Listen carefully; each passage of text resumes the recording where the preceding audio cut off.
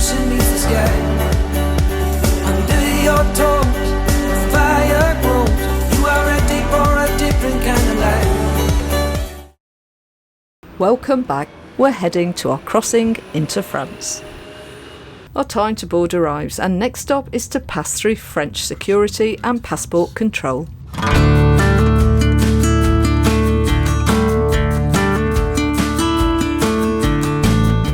And we follow the signs and instructions to board, so if it's your first time, trust me, it could not be simpler, as if we can do it, anyone can.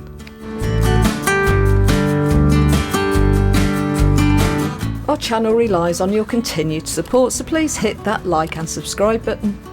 And don't forget to drop us a comment. We answer them all individually and we love to hear from you. We're also on social media, and if you want to support us further, then we have a Buy Me a Coffee link in the description.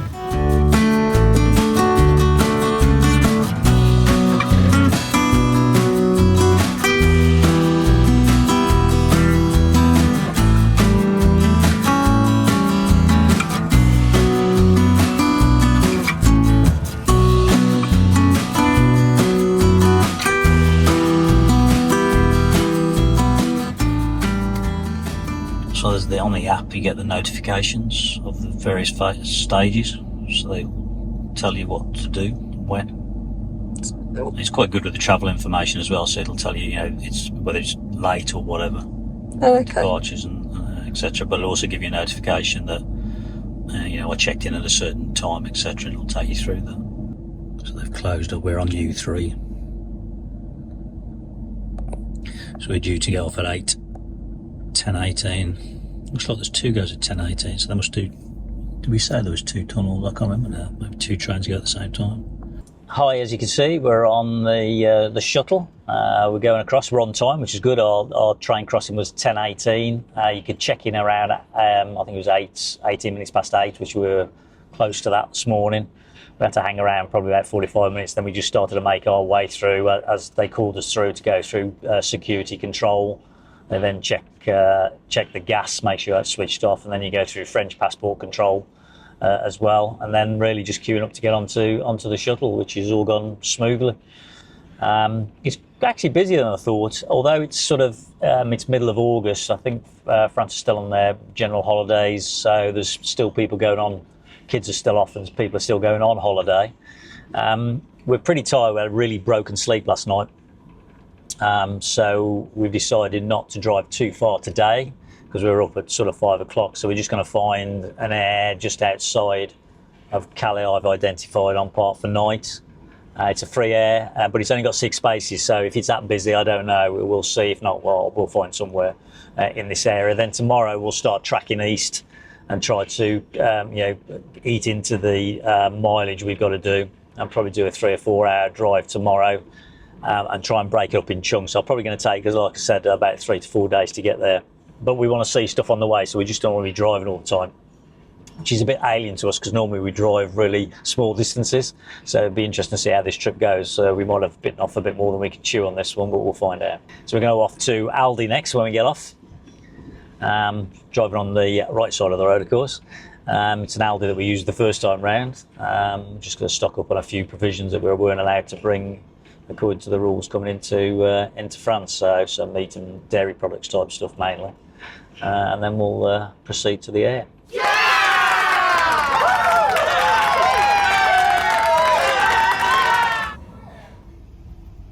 And before you know it, 30 minutes later, we're in France, and we just need to focus on the right-hand side driving.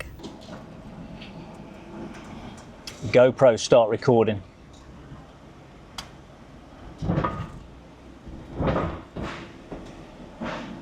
GoPro, start recording. Here we are, France, sun as well.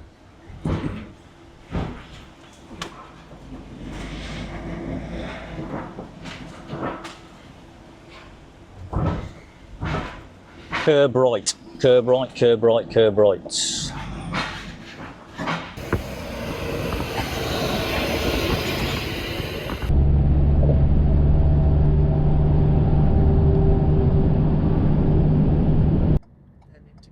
And as always, food shopping is our first task.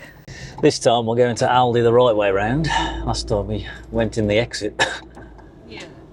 That's all nice. And it was because it was a raised curb, I think, if I remember. That's what put us off. It was such a big curb. There was no drop on the curb.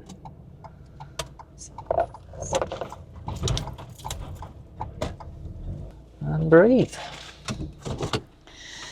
Mission accomplished. Well, we managed to get to Aldi on the right side of the road, and it was a lot easier this time. No stress, no anxiety at all. Hit the roundabouts okay, so that's good. It's good. So we're learning. Jane's just gone into Aldi now to get a few things. She's not feeling very well at the moment. She's just on some antibiotics, so hopefully she'll come right in a few days. As I said, we're just going up the road next now to find somewhere to park up. Hopefully this free air will work out. If not, we'll find someone. We're quite relaxed about things, to be perfectly honest. So it feels good to be in France. It feels really good to be back in France, I have to say. Looking forward to driving around, seeing the sights, just different things and that. I must admit we're ready for it. Ready for a little break. And to be honest, we've decided that we are not using this shop the next time we come, as it's a bit underwhelming with its stock. And we know for certain there's a lot better French supermarkets around. This isn't a general comment against Aldi, as we've used them a lot. We just found this store a little tired, and this is the second time that we've used it.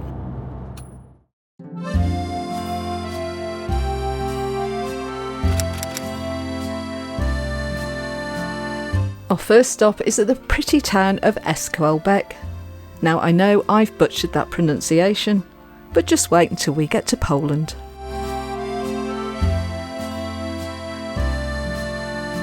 And you know you're in France with these great open central squares that are so welcoming.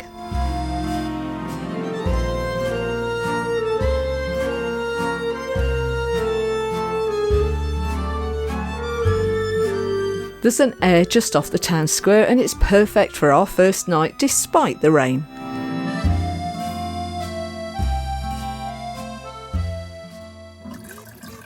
Well, it's time for a cuppa, and Stu gets to work putting the shopping away.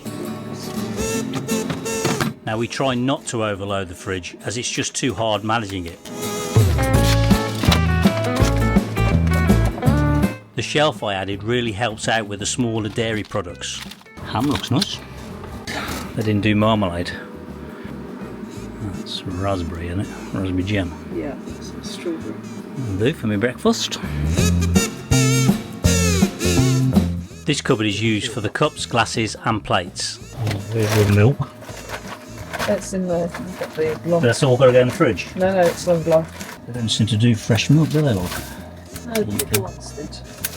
Oh, the big supermarkets? Yeah, the big ones did, but we liked this. It wasn't... We won't go to that Aldi again. We're all out of sorts with camper van life. Oh, we're all over the place again. While we bought 2 types of milk, I have no idea.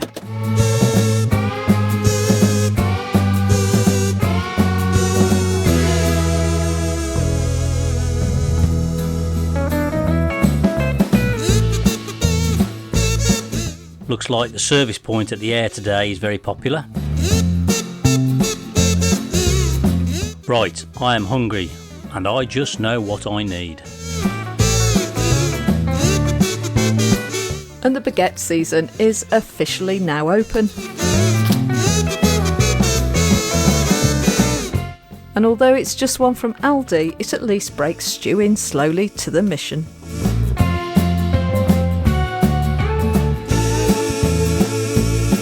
After that sustenance, time for a walk round town while Jane relaxes in Harry. This is an old chateau at the back of the Aire, actually.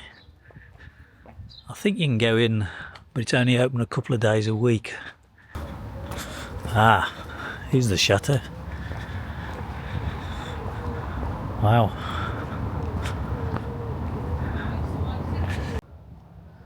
That's an impressive building. I don't know if you can see the sculpture, I've just realised. I'll try and zoom in. It's a huge watering can with a snail on top. So the castle was the headquarters of the 60th Infantry Division of the French Army. The castle was occupied from May the 28th 1940 till 1944 September the 5th by the German Army, and he built an anti-aircraft bunker there. It's a nice little air. As I say, it looks like it's more, although on part for night it said about 6 spaces, it looks like there's about probably 10 or 15 spaces. There's water that I think you have to pay for, but you can dump your grey waste and your black waste, so it's quite useful that way. We don't need to do that because it's only our first few days, so it's just a nice little stopoff for us. Lovely little square here. There's a few restaurants and bars. Some really old buildings, shuttered buildings, as you'll see in most French towns and villages.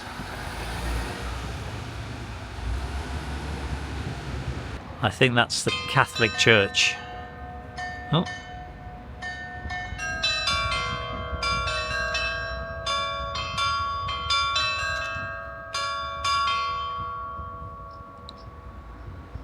That was just for me. That's the boulangerie, sold out. Might get some bread from there tomorrow.